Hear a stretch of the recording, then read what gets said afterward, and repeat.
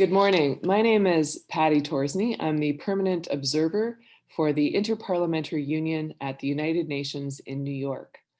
This is the third in a series of briefings that we have initiated to help all of our member parliaments and parliamentarians engage on issues of great importance to them and to the United Nations. The first one was a discussion around poverty. And the second briefing was a discussion around the peace-building architecture. And this, of course, is a discussion around Security Council reform. It happens to be the largest group of parliamentarians that we have had join a meeting. And of course, it being 2021, we've learned to adapt to new circumstances. That was the key lesson of last year, to keep on adapting because things keep changing. So we are very, very pleased to have three important ambassadors representing specific positions and around this issue of Security Council reform. And I want to get right to those ambassadors. Ambassador Zappia is the ambassador of Italy, and she is representing a group called Uniting for Consensus. Ambassador Naidu is the Deputy Permanent Representative for India, and he represents a group called Group of Four. And a last-minute addition, which we're very happy to have, is Ambassador Kaba, who is the Ambassador of Sierra Leone, and he is from the African Union Committee of 10, which is championing the African Common Position on Security Council reform. So I will turn to them in that order. And they have been asked to bring about 5 to 7 minutes a greeting or introduction to their position. And as I mentioned, if you have questions or comments, I will be working to keep a speakers list through the chat room. I will now turn to Ambassador Zappia, if you could please outline the position of your group. And I will have you turn on your microphone and you should. Thank you. Thank you very much, Ambassador Torsney. Thank you, Paddy, and the IPU for inviting me to this important discussion. And I'm really happy to do it together with my colleagues, Ambassador Kaba and Ambassador Naidu.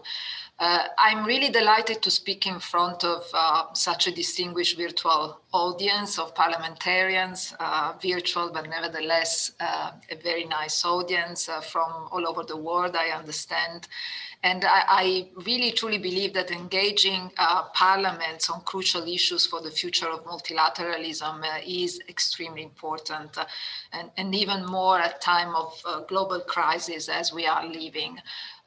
Parliaments, I believe, more than any other institution, of course, represent the people, and what governments do in the UN and in international institutions is, in the end, addressed to the people of the world, to our people. So when we discuss peace and security, development, human rights, climate change, health, food security, women's rights, the impact of new technology on jobs and many other issues, we do it having in mind the well-being of the people, of our populations. So in that respect, I really want to pay tribute to IPU because these discussions are, in my view, extremely important. Now, at first sight, the issue that we are discussing today, the reform of the Security Council, so the reform of an organ of the UN, does not look like something that can affect the life of the people.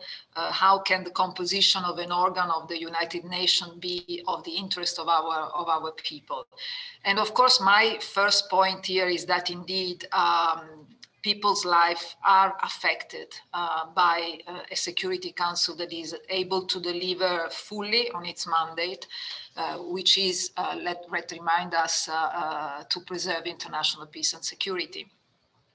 And I believe that never before in our lifetime, this has been so clear than nowadays.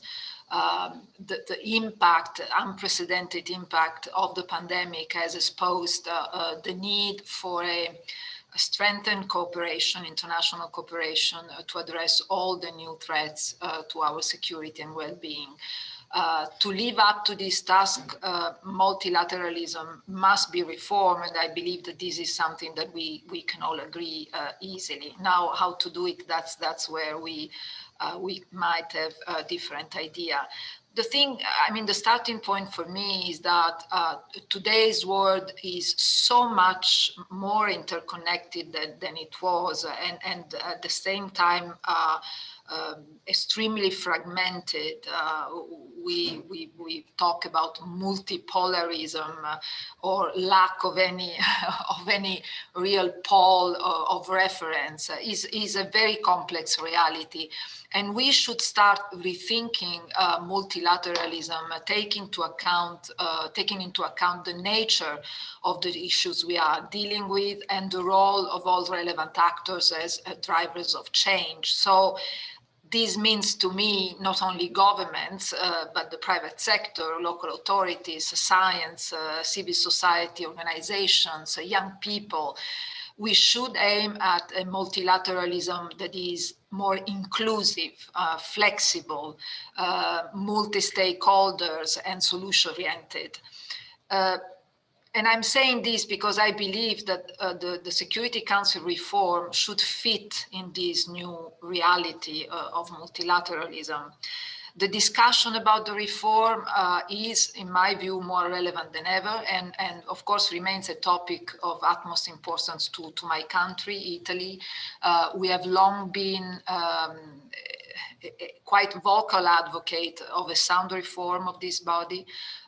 It is the main pillar of the international peace and security multilateral framework, so is extremely important. And since the issue of the reform of the Security Council has been put on the table, Italy has been proactively engaging with the entire membership of the UN. And our partners in this endeavor, Paddy, you said it, is a diverse group of countries belonging to different regions, and is named Uniting for Consensus. Now, the name of this group is not by chance. It means that we work and we argue for a reform of the Security Council that can gather the largest consensus among the members of the United Nations. So we argue for a Security Council which one day will emerge from negotiation that will aim at a Security Council reform for all. This has been a very long intergovernmental negotiation. We will start again in a few days, another round of negotiation. Many areas of convergence among negotiating group and member state have been identified since it started. However, there isn't yet agreement on some key principles of the reform. And I firmly believe that the trying times we are navigating should push us all to boost the political momentum required to move forward.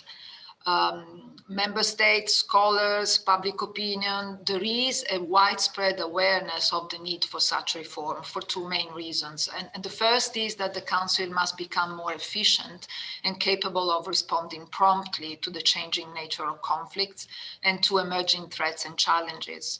And the second is the deep prevailing feeling that this body should be far more representative, inclusive, and transparent.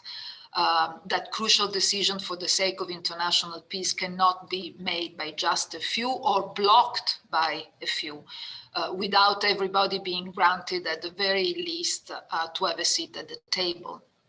And I think the pandemic has rung yet another alarm.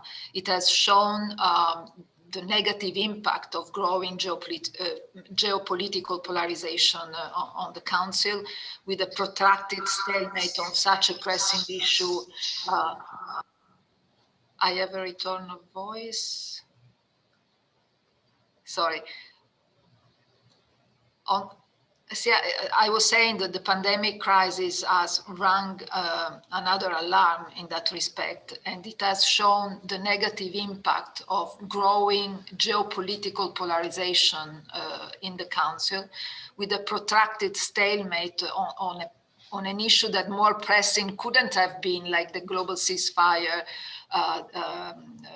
declare a global ceasefire to be able to fight against the pandemic in each and every country.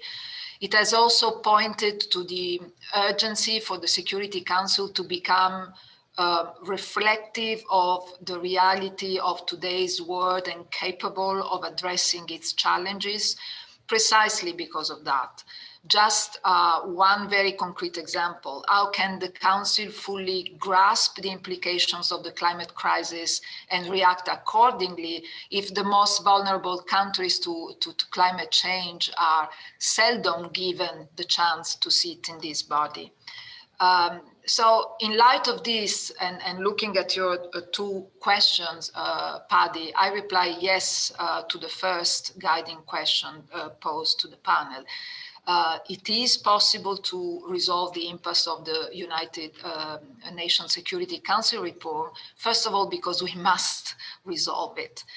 It is in the common interest of each member state of the UN itself to move forward with a reform that is beneficial to the entire membership.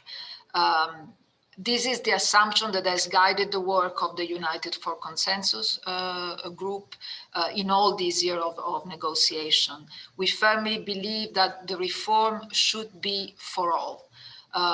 No one should be really left behind in this.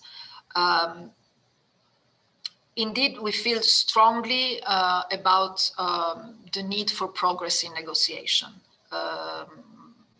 This has been, as I said before, a very long negotiation, years and years, and we look forward to the upcoming starting of the negotiation, again, confident that we can build on the positive gain achieved during the past sessions. Now, this would be, in our view, easier to do if we focus on the real issues, on the substance of the issue, instead of each time we go back to the negotiation, look at the process itself. We have also, in a way, a duty to deliver on a declaration that we all signed in a few months ago, the UN 75th Political Declaration, and we have to abide to this call that we all agreed on in instilling new life in the Security Council reform. So as a group, we are indeed committed to that. And as I said, the first thing in our view is to really focus on the substance. And this means try to understand if we can agree on the principle of this reform. Our group is open. We have a proposal that we believe is really a proposal for all. Is a pragmatic proposal, and by the way, is the most detailed on the table. And our proposal, in our proposal, everyone benefits, and no one is really left behind or left out. Everyone gains better access to the Council, because in the end, this is the issue: how we can have a Council that is really representative of this new reality, of this new world. The last change in the membership of the Council was in 1965. So it's certainly of the utmost importance to really have a Council that corresponds better to the reality of the world. And our idea is that there are indeed, and I know I have only couple of minutes more, there are indeed many countries that feel the responsibility and feel that they can bring their contribution, they should bring their contribution much more regularly in the Council. To adjust this, we believe that we should enlarge only the category of non-permanent member states. And this is for two reasons. One, because the group of permanent members that now sit in the Council is the result of historic realities, is what we call, I call a fact of life. They are there for reasons that depends from history. And we don't believe that this group of countries that are there permanently and have special rights should be enlarged. And the second is because this country have also a particularly important right, which is the right of veto. And we believe that this right should be limited as much as possible, not only in terms of the number of countries that can use it, but also for those countries to use it really, to never use it if possible. And we know that even the threat of using it in a way determine a blockage of the work in the Security Council. So we argue for a reform that increases the number of non-permanent, and that creates is not really a new category, but is some member states that can indeed apply for longer term non-permanent seat, staying in the Council more than the 2 years that is now allowed. We think of 3 years, elected. They can then ask for re-election for other 3 years, and then they have to go out of the Council at least for a year, and maybe they come back after. In this model of Security Council, what we believe we could bring is a more regular presence for those countries that anyway are more present in the Council itself right now, because they are stronger, because they have the possibility to invest more regularly in a re-election, invest not financially, invest in terms of what they bring to the organization. They have the possibility to come back more regularly because they represent maybe the region that voted them and the member state that voted them. And because in this way, we believe that we can guarantee for that big number of member states that never seated in the Security Council, these are 64 countries, to give them the possibility to be in the Council with more regularity.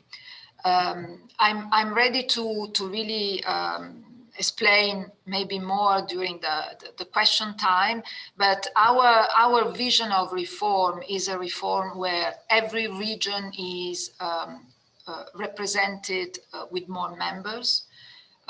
Some regions, like Africa, for instance, will get the biggest number of members.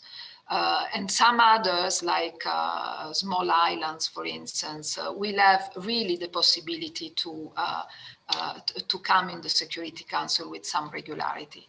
I don't know if I respond also to your second question, but I will stop here because I could talk for a long time.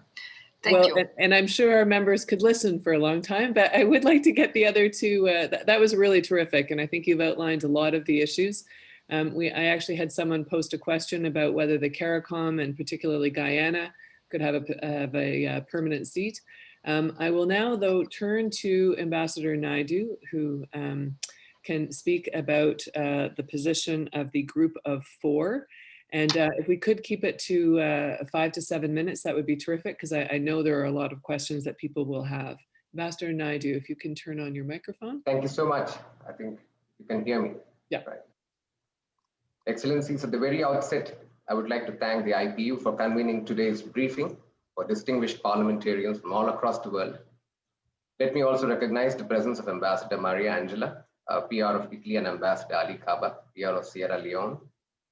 I fully subscribe to the views expressed by Ambassador Maria Angela on the role of parliamentarians. You represent the voice of the people in your respective countries and contribute to shaping policy decisions.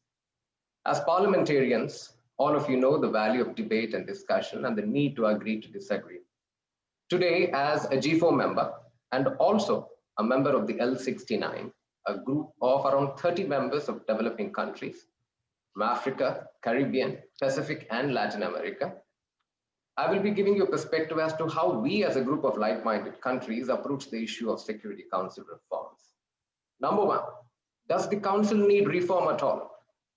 If you look at the Greek philosopher Heraclitus once said, change is the only constant in life.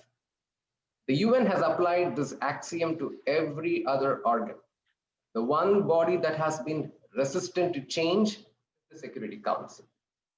Even the mighty dinosaurs had to give way to two-legged creatures, more agile and brainy with opposable thumbs called humans. We do not live in the 1940s.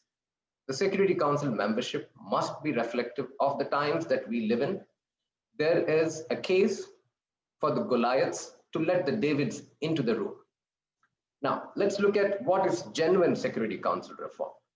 If you look at the composition, 3 members of the permanent 5, also called the P5, they come from one regional grouping called the Western European and Others group. In other words, the weighing scale is already imbalanced. When we call for genuine reforms, it is not an appeasement policy that we ask for. It's a question of rights.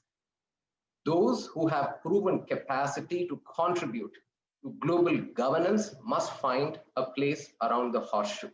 Now, what stands in the way? A wise man once said that you should never believe a thing simply because you want to believe it. We have all been asked to believe a process called the IGN, or the Intergovernmental Negotiation Process. Essentially, the reform of the Council is discussed in the IGN in a format called an informal plenary of the General Assembly. How can something as serious as the reform of the Security Council be discussed in an informal format? Added to this confusion is that the discussion never ends. What is supposed to be a negotiation is nothing but an endless litany of statements. And behold, there are absolutely no rules that apply to the process. There is no records that are kept, and there is no attribution. And to top it all, the process repeats itself every year. We have all been reduced to the children of Sisyphus and have taken to rolling the stone up the mountain only to see it roll back. And yet we are told to have faith and belief in this process, which is already over a decade old, and we haven't moved an inch since what has happened, or the last expansion that took place in 1965. Can we fix this? Probably yes. In the IGN, we need to make the N stand for what it actually means. We need to negotiate on the basis of a text. We don't need to agree to everything, but at best, we need to start putting our views into a single text and move towards a common understanding.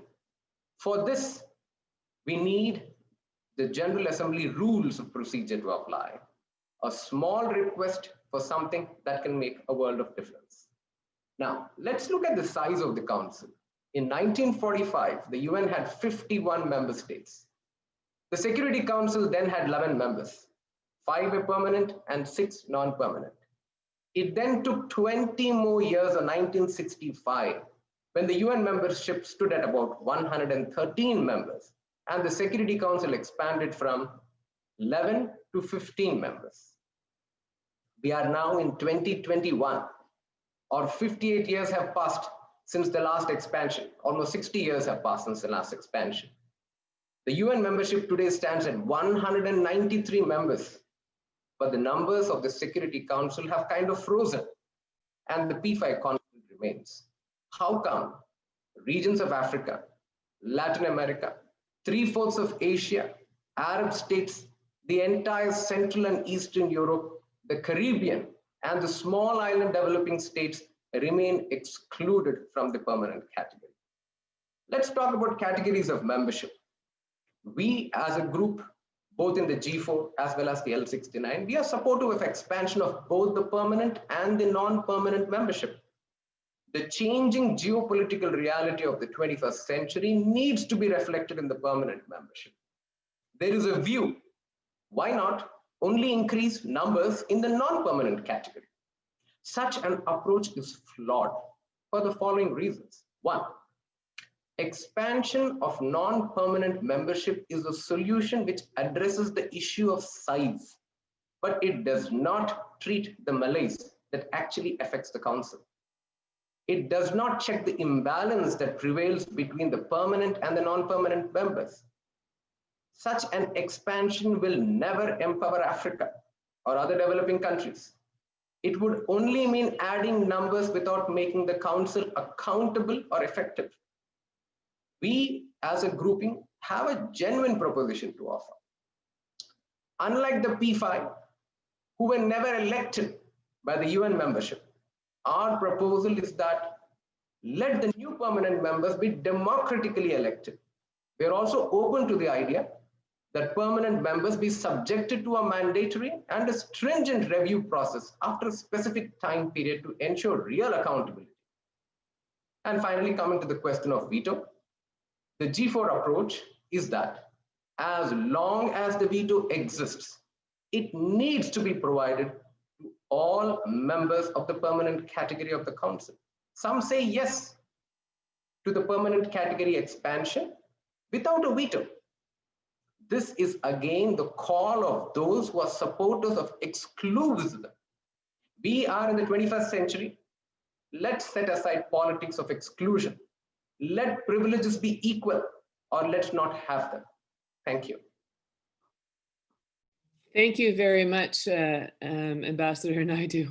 And boy, your Greek philosopher certainly called 2020 and 2021 on state of permanent change, I think. And we're all learning to deal with that. And Ambassador Kaba came in at the last minute and answered my plea to represent his group. And I thank him very much for joining us this morning. And over to you, Ambassador Kaba. Thank you very much. I want to say that Sierra Leone, being the coordinator of the African Union Committee of 10 heads of state and government for reform of the UN Security Council, never misses an opportunity to be here. So that's why I said it's a call of duty. So I'm really honored to be with you here today. I'd like to thank you and all the organizers, and of course the speakers who have just made very insightful remarks on this very important topic. They're all good friends of mine. We've been engaging a lot to move this particular agenda forward. I want to start out by saying that for Africa, we remain convinced of the need for a comprehensive reform of the UN security system as a whole, including the Security Council, which will significantly contribute to upholding the principles, objectives, and ideals of the UN Charter for a fairer world based on universalism, equity, and regional balance. To this end, Africa remains true and faithful to General Assembly Decision 62/557 and other relevant General Assembly decisions for a comprehensive reform of the Security Council, taking into account the interconnectedness of all the 5 clusters we're looking at. For us, we believe that a piecemeal approach or a selective approach is not sufficient because it contradicts and violates the spirit of a comprehensive reform. Last September, His Excellency Julius Maada Bio, President of the Republic of Sierra Leone, in his statement to the General Assembly, said, and I quote, "The people of Africa are convinced now, more than ever before, that the present geopolitical realities of the current global health pandemic are compelling for a comprehensive reform of the Security Council to make way for the representation of Africa in the permanent category and address its underrepresentation in the non-permanent category." End of quote. In effect, what we say is that the inequity of the composition of the Security Council account for much of its failure to act decisively in defense of international peace and security. Africa's demand is quite legitimate and is based on the premise that as a continental government institution whose decisions affect its membership, it is imperative that Africa's underrepresentation and non-representation in the non-permanent and permanent categories of the Security Council must be urgently addressed. In this regard, any reform model that does not accord the same right and prerogatives, including the veto, to new members will be cosmetic as far as Africa is concerned, and an unfair effort, and will not address Africa's primary concerns. The veto remains crucial to Africa as it is an inherent attribute of the present permanent membership. Africa would prefer the abolition of the veto. But as long as it exists, and as a matter of common justice, it should be extended to new permanent members as long as it's there. There is the common African position. The common African position is enshrined in the Eswini Consensus and the CERTA Declaration. And to summarize it, my colleagues are very familiar with this. Africa demands, quote, not less than 2 permanent seats with all the prerogatives and privileges of permanent membership, including the right of veto, and 5 non-permanent seats. Even though Africa is opposed in principle to the veto, it is of the view that so long as it exists and as a matter of common justice should be made available to all permanent members of the Security Council, end of quote. That in many ways summarizes the core demands of Africa. The C10 as a group, on behalf of the African Union, has made tremendous progress in canvassing and promoting the common African position. This is demonstrated by the widespread support and sympathy for the common African position. And this particular trend has continued, and we enjoyed ongoing support today, deep support in the intergovernmental negotiations on the reform of the Security Council. And when we look around, we see that all interest groups have gotten to the point now to understand the legitimacy of Africa's call to redress the historical injustice, which in many ways is rooted in the world in which the UN itself was established. Remember 1945, Africa was not at the table. We only had 3 countries that were not directly under colonial rule at the time. So Africa was excluded by virtue of a historical reality that was not ours. Otherwise, we would have been at the table. We're not there. And now we're here, 54 members of the UN. We cannot remain outside the UN Security Council as far as the permanent category is concerned, and our underrepresentation in the non-permanent category also must be addressed. The African group here in New York will continue to demand for the allocation of no less than 2 permanent seats to Africa. And our goal is to make sure that this particular reform reflects the world as it is today, in view of the regional representation, and that is the approach of Africa. The African Union will be represented, and the African Union itself will play the leading role in selecting the 2 countries that will embody the interest of the continent and work in the interest of international peace and security as provided by the UN Charter.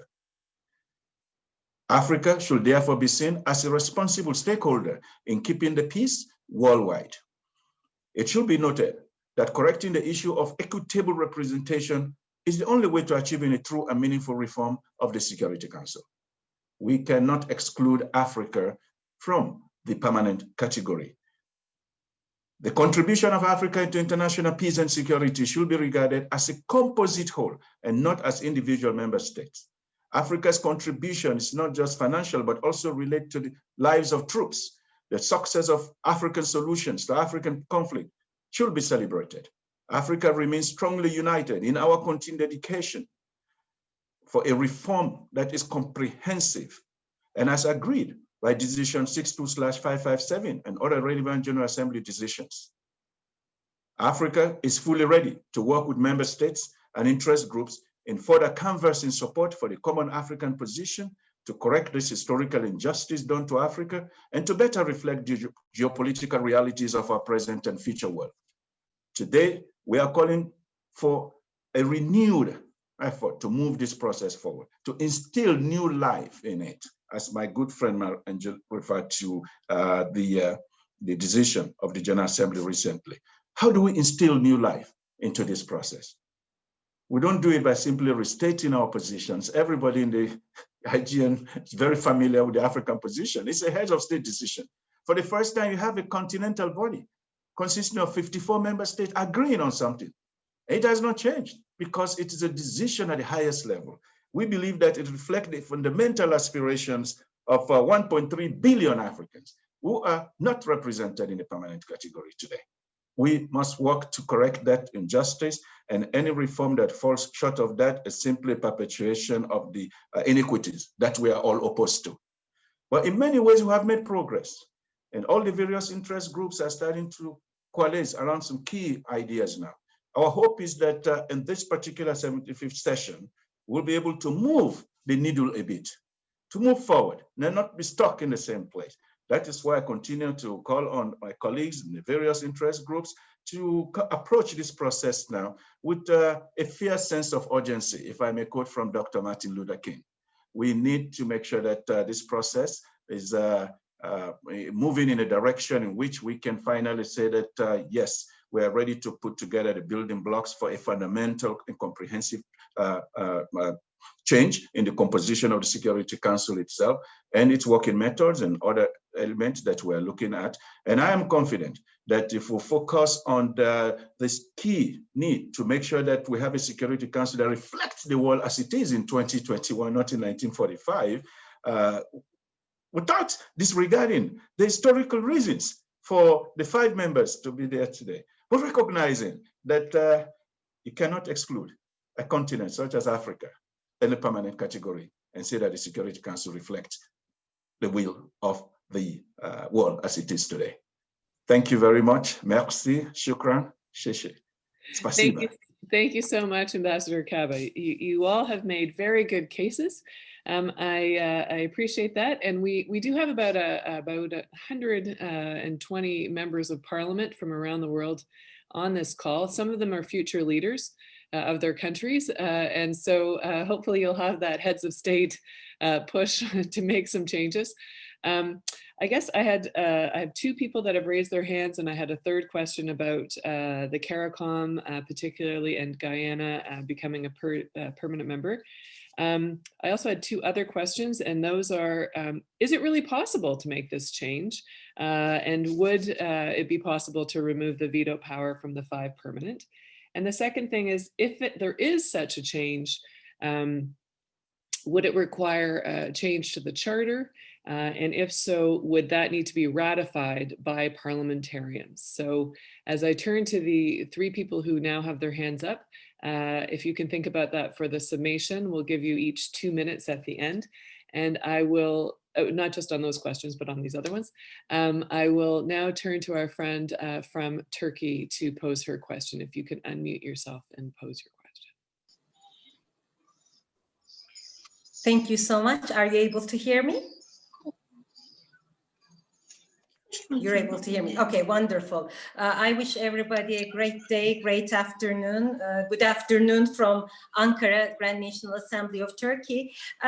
First of all, I just heard the news that there was an explosion in Madrid, in Spain. I hope that there's no lives lost, and I want to give our support to the people of Spain because of this explosion.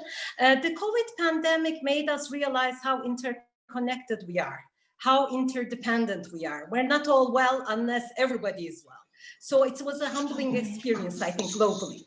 This is important to note. So it gives us a perspective of how important multilateralism is.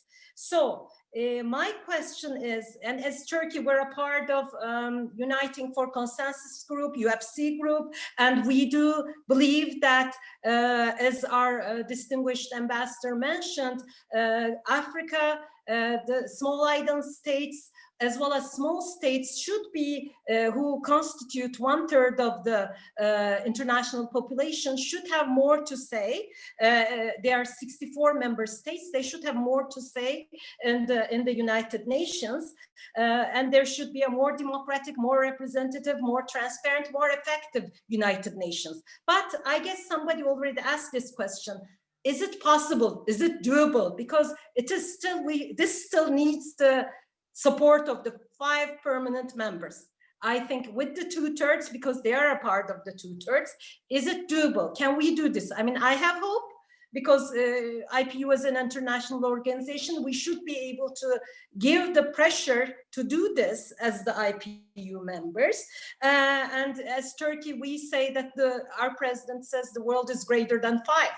So it shouldn't be just 5 nations who decide the well-being and the future of almost 8 billion world population. So I support what was said, but can we do this? I hope we can. And we have one extra opportunity this term. For the 75th General Assembly of the United Nations, the president is one of our colleagues, who is His Excellency Volkan Bozkır, who was a member of parliament as well. So he comes from parliamentary perspective. So I think this gives IPU extra possibilities to be more effective and pressure the United Nations, hopefully. So we're ready as Turkey to do whatever it takes, but we need to be realistic. Can we do it? That is the question, and I think that we can. Thank you so much. Thank you so much for your question. I'll now turn to Mr. Jamshir, and if you could also tell us where you are joining us from. Take yourself off mute, please. Yes, thank you very much, and good evening to all of you. It's my great pleasure to join you in this very important debate on how to reform the Security Council. I share the ideas that raised by all my colleagues here, and I say it's very important to reform the Security Council because it is the most powerful element in the United Nations. As you know all, the United Nations, based on the principle of the sovereign equality of all its members, in order to ensure to all of them the rights and benefits resulting from membership, and shall fulfill in good faith the obligation assured of them by them in accordance with the present charter. But the question is raised, is this charter, which was approved and adopted in 1945, is it good for us in 2021? This is the most important question to be raised.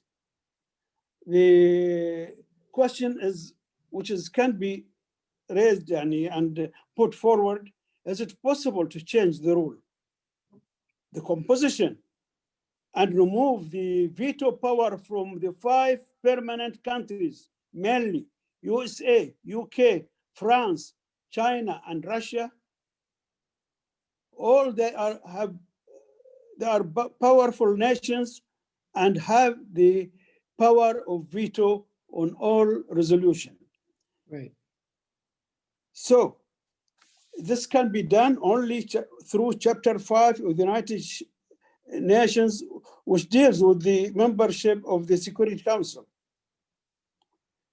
The Security Council only through this chapter can be amended, and Chapter 18 of United Nations Charter lays down the procedure for its amendments. But I think, without the consent and the agreement of the 5 members of the United Nations who has the veto power to put their hands with us, the other countries, and amend the United Nations Charter, we can't do this. we need a lot of talks and go and negotiation with these countries and convince them that it is very, very, very important to have equality in this organization. Thank you very much.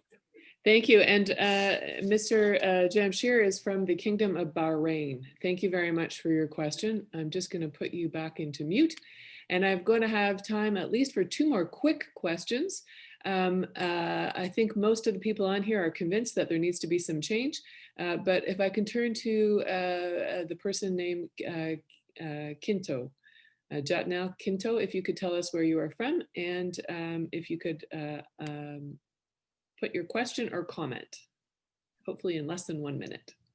Hi, good morning from Mexico. Well, my question is, have you ever considered the restrictions on veto in case that permanent members are not allowed to eliminate the veto? For example, Mexico and France have been promoting for years this case in which veto powers can be suspended in cases of mass atrocities. So are you allowed to make some restrictions on veto in case that this will be not eliminated? Terrific. And I'll now turn to notre ami, Mr. Shabib. Vous avez une question?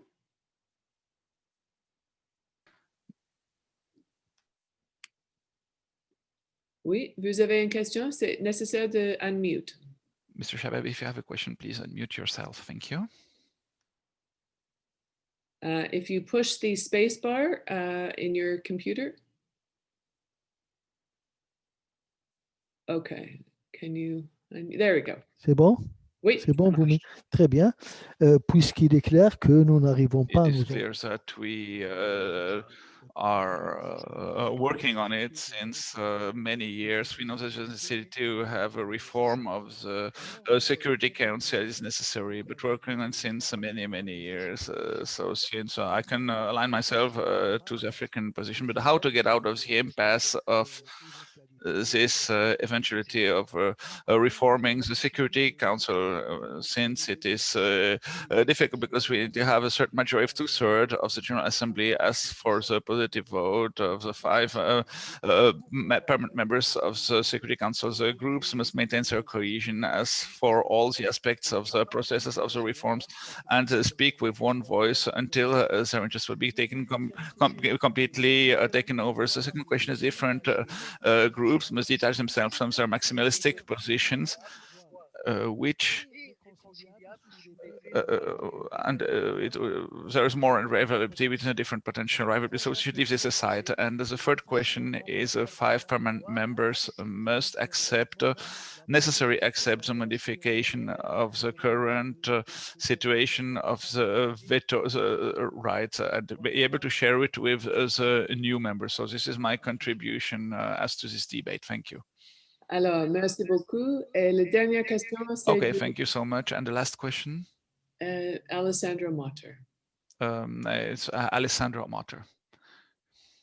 Yes, listening to Ambassador Kaba refer to a regional representation of Africa on the Security Council.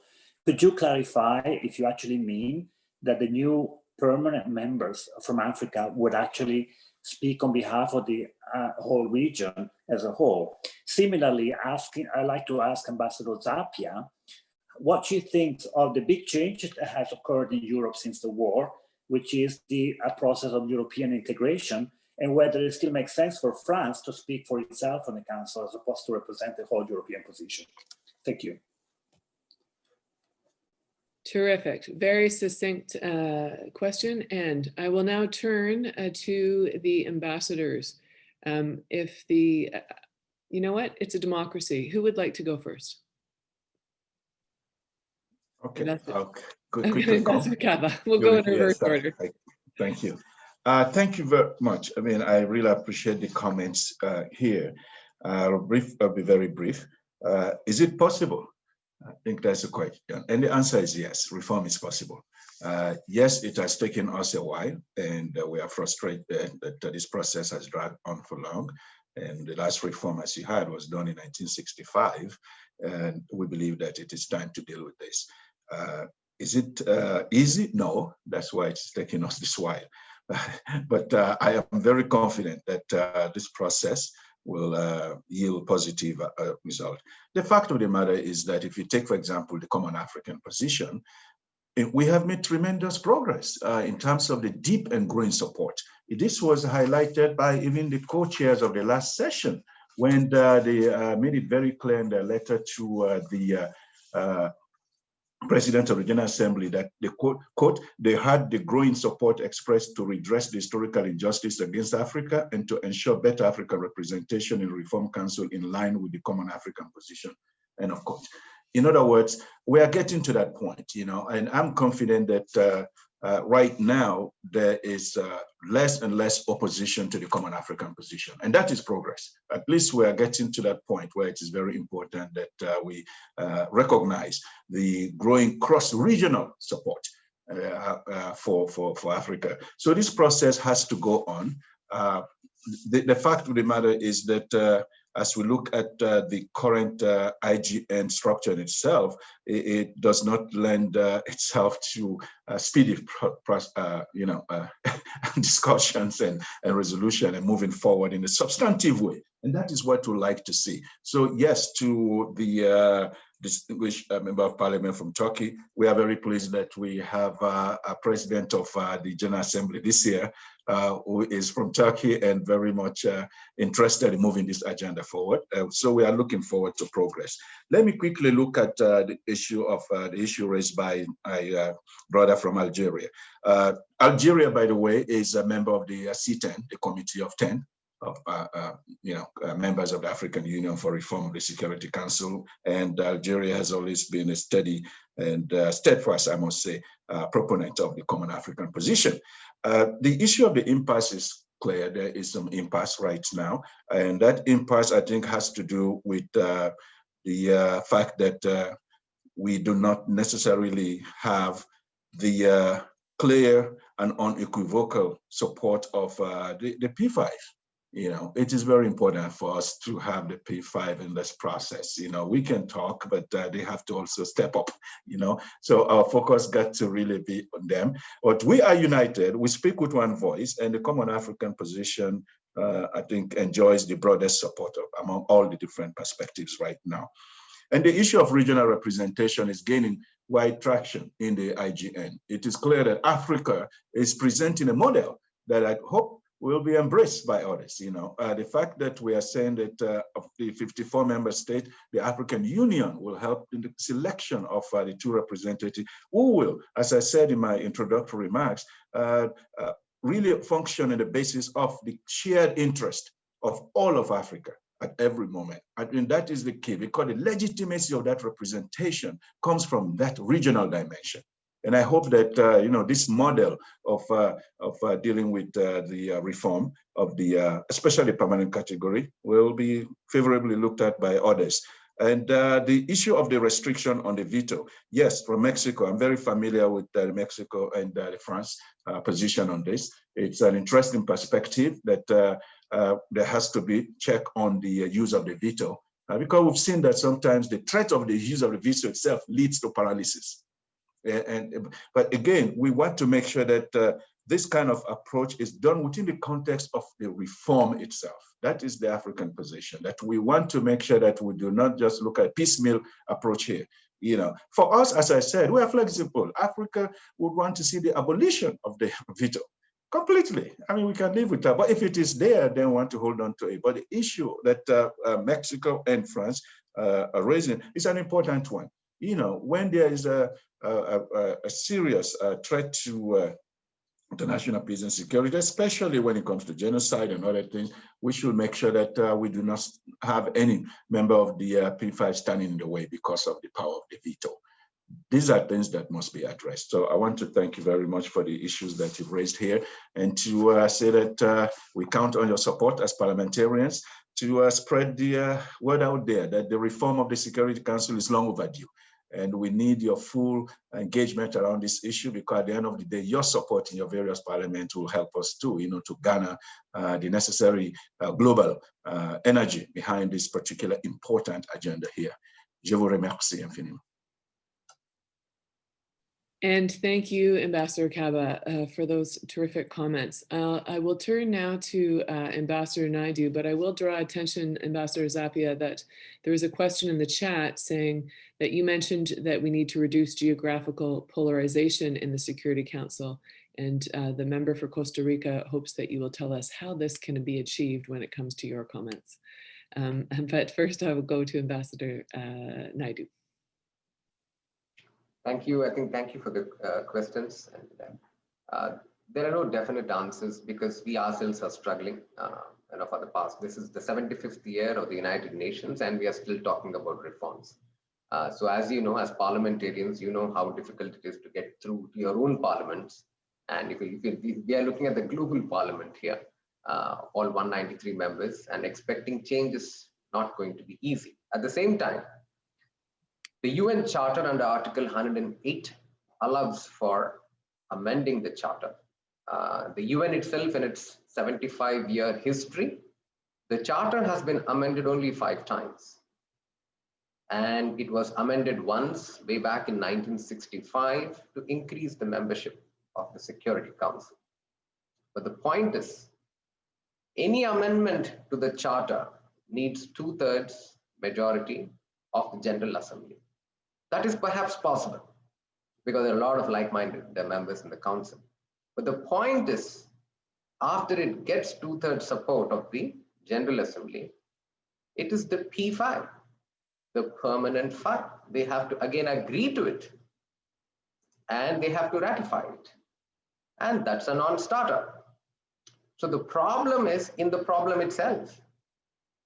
The Charter has assured that reform has been made difficult.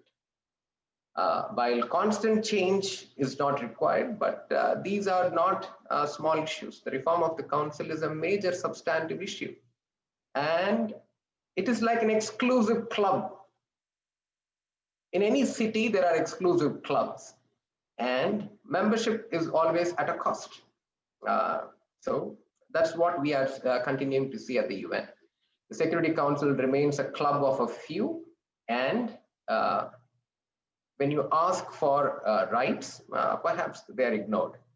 Number 2, I think the query of the Mexican parliamentarian. I think again, while this is, it says that we don't need to be used sparingly, meaning if it is a genocide, issues pertaining to threats to life, etc., you should not apply veto.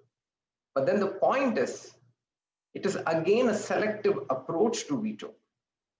Either you have veto, but then give it to all, or you don't have veto. It is like saying we have the COVID vaccine, but let's have it only for the few. Let's not distribute it. The same logic applies everywhere. If it is rights, give it in totality. If I am thirsty, don't give me half a glass. Let my glass be full. So that's how I think we need to approach reforms. A selective kind of approach does not augur well in the 21st century. It is a different kind of apartheid that we are practicing. That there is a club, let's have that club. Let's retain the rights of the club. Let the demands of the developing world not be looked at. This has been the persistent problem of multilateral institutions. There is a resistance for change. There is resistance for new voices to be heard. That's the problem with multilateralism. Thank you. Thank you so much, Mr. Ambassador Naidu. And I'll now turn for summation comments to Ambassador Zappia. Thank you very much. And this is, of course, very interesting. And listening right now to my Indian colleague, in the end, we agree on many things. And we certainly agree, for instance, that there is a privileged club. and that very often the problem is really in the privileged club of the permanent. Now, where we differ completely is on the solutions. So our solution is pragmatic. The club is there. To change the membership of the club, we need the agreement of those who are in the club.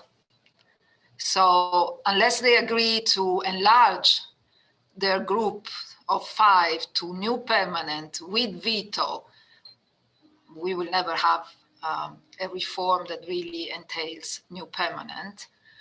And second is the logic that for us is completely different. Because there is a privileged club, we are not asking to enlarge that club.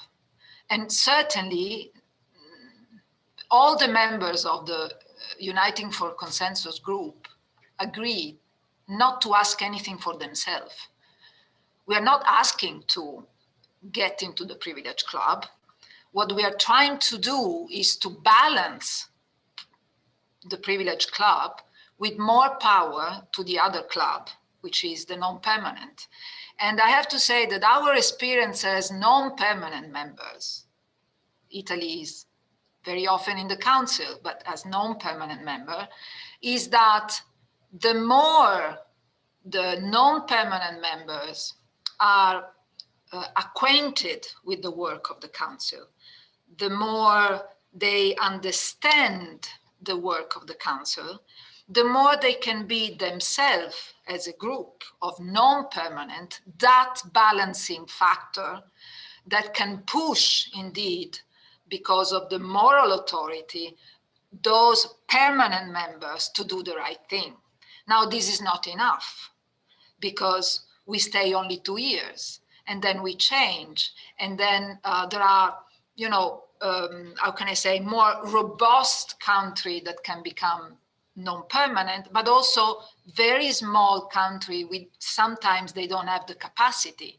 So if you structure this group of non-permanent in a way that you guarantee a more regular presence and maybe a little bit longer, you can indeed create that critical mass that put pressure on the privileged club. So this is one of the reason why we consider our proposal as pragmatic. So to respond to different questions, is it possible? Yes, it's possible. It's absolutely possible if we renounce to our own national ambition, if we renounce to the idea that we need to get into that privileged club, and we look at a reform that is a reform for all, recognizing that there is an inequality that we need to address, which is Africa, first and foremost, and small islands and small states. We need to address these two. This is why in our proposal, for instance, Africa would have the biggest group in the Security Council. By the way, we all agree that we have to enlarge the Security Council. And we all agree, even if we come from different positions, that this number should be around 25, 26 members, okay? So it's possible, but there are things that we need to look at with realism. We need to be realistic in this. Then the veto. How can we all agree that the veto is frankly anachronistic? And then argue that if we get into the council, we need to have the veto. It's for me is a fundamental contradiction. And then maybe to respond, so we like, for instance, initiative like the French and Mexican initiative. Of course, we like it. Then we have to understand how we, for instance, how we agree on, is a genocide happening or not? Is a mass atrocity happening or not? And there you have the 5 members that might as it has been the case in other cases, might discuss this. For some, it's a mass atrocity or a genocide. For others, it's not. So we enter again in that situation where the Council is blocked in its own decision. But we absolutely agree on any initiative that can limit rebus sic stantibus, the use of the veto power. Then a very interesting question on regional representation. And of course, it comes from the Africa position. And this is something in the African position that is very interesting, of course. Now, forget that I am the spokesperson for the Uniting for Consensus group, and I talk for myself. And the question that was asked about the European integration and how is this, of course, is related also to the idea brought by Africa of regional representation. I mean, if it were for me, as many other much more important people than me has said, ideally, in a Security Council where regions are represented, I think the European Union should have a seat, or 2 seats or 3 seats, I don't know. I don't know which Security Council we are talking about, but certainly I can see a Security Council where Africa has, for its region, 2, 3, 6, 10, I don't know, seats. Europe has other seats. Asia has. Because if we introduce the concept and the criteria of regional representation, then we have to think of a Security Council that is really completely different, and where countries sit because they represent their region. And there, I'm sorry, but there is going to be, again, quite difficult. And some of the reasons why some countries are asking for a permanent seat is precisely to rebalance what they perceive as a problem of power in their own region. So it's a very complex issue, but I think that if we are pragmatic and we see all the complexity and the dead end that we could find in this negotiation, then there is only one solution: be pragmatic, see what we can do. What we can do is certainly to enlarge the non-permanent members. We did it already. And then on that base, see how to guarantee that Africa is more present, that Asia also can be more represented, and how to GRULAC. I mean, it's a question of having a council that is a council for all, as I was saying at the beginning. Thank you so much. Well, thank you, Ambassador Zappia, Ambassador Naidu, and Ambassador Kaba. It's been terrific to have your very thoughtful comments and stating your positions very passionately. You've inspired many of the people on this call. We had over 45 countries, including members from some of the permanent members, so they can have a vigorous discussion in their parliaments and with their foreign ministers and heads of state about this issue. And we are very pleased that we were able to join so many members. It's obviously a very popular topic, and we've had an opportunity to hear some, as I say, persuasive arguments and to think a bit more about this issue. I'm sorry we didn't get everybody in who would have wanted to have a question posed, but certainly it's just for some of us the beginning of the discussion, and we hope to be able to continue to have that. I wish all of you a very good day, and I thank you all for participating again. And this will be recorded, or has been recorded, and will be posted on our website or on our YouTube channel. And again, for future meetings, we are doing about 6 of these a year.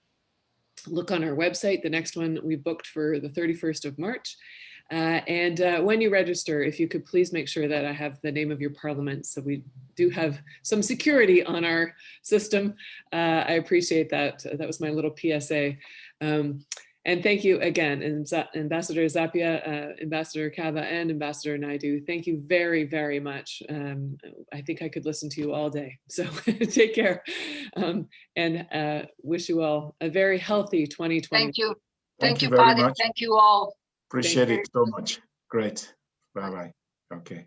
you.